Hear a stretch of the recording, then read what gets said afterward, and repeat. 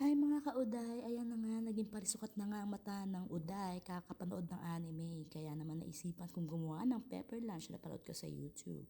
Kaya naman, let's go! At hindi na nga tayo nagpatumpik-tumpik pa. Sinimulan ko na nga hiwa-hiwain na maninipis itong karne ng baka. Hindi ko nga alam kung anong parte ng baka to. Basta ang nakalagay sa packaging, steak. So, steak ito. Lo, ano yan uday? Di ka sure? At dahil nga dyan, inilabas ko na nga lahat ng sama na loob ko sa pagtadtad ng karne simula nung pagkabata ko. Para naman malambot at hindi chewing gum yung karne pag kinain ko. At ayan na nga, natapos ko ding hiwain yung karne. Finally, maninipis na sila. Struggle is real, mga kauday. Naghiwa ka lang pa rin pala ako nagkanin para maluto na siya habang piniprepare ko yung sauce para mamaya.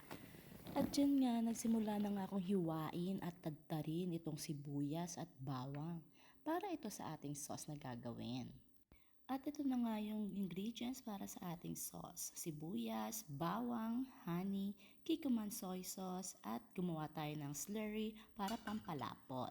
At nagpainit na nga ako ng kaldero at ginisa ko na yung sibuyas at bawang. Sinunod ko nga ilagay yung honey at yung kikkoman soy sauce. Pagkatapos kumulo, inilagay ko na yung slurry. Tapos, hinalo-halo ko lang sila habang hinihintay ulit itong kumulo. At pagkatapos ng kumulo ng ating sauce, inilagay ko na nga ito sa isang container. At sinimulan ko na nga i-blend yung mga buong sibuyas at bawang. At para na rin lumapot yung ating sauce. Ayan, tapos na tayo sa ating unang sauce. At pagkatapos nga ng unang sauce, nagtadtad muli ako ng bawang para yan sa ihahanda nating second sauce mamaya. Inihanda ko na nga uli ang ating kaldero, inilagay ko na ang kikkoman soy sauce, ang bawang na tinadtad natin kanina, at hahaluin natin ito at mamarinate natin ito for 30 minutes. At habang naghihintay nga tayong mamarinate ang ating sauce, sinimulan na nating hiwain ng spring onion pang garnish sa ating gagawing pepper lunch. At ito nga lang pala ang ingredients for the second sauce. Maglalagay tayo ng 2 tablespoons of sugar, hahaluin natin itong maigi, at pakukuluin. At kapag kumulo na, ilalagay na natin itong 1/4 cup of slurry na ginawa natin kanina. Hahalu-haluin lang natin itong muli at hahayaan natin kumulo. At pagkatapos ng kumulo, i-repeat lang natin yung procedure na ginawa natin kanina. Ilalagay natin to sa isang container at ipi-blend lang natin yung mga buong bawang na minarinade natin. Ayan, malapot na ang ating sauce. Gawin na natin ang ating wannabe pepper lunch. Kinuha ko na nga itong kanin at sinimulan ko nang i-mold itong ating kanin sa isang measuring cup.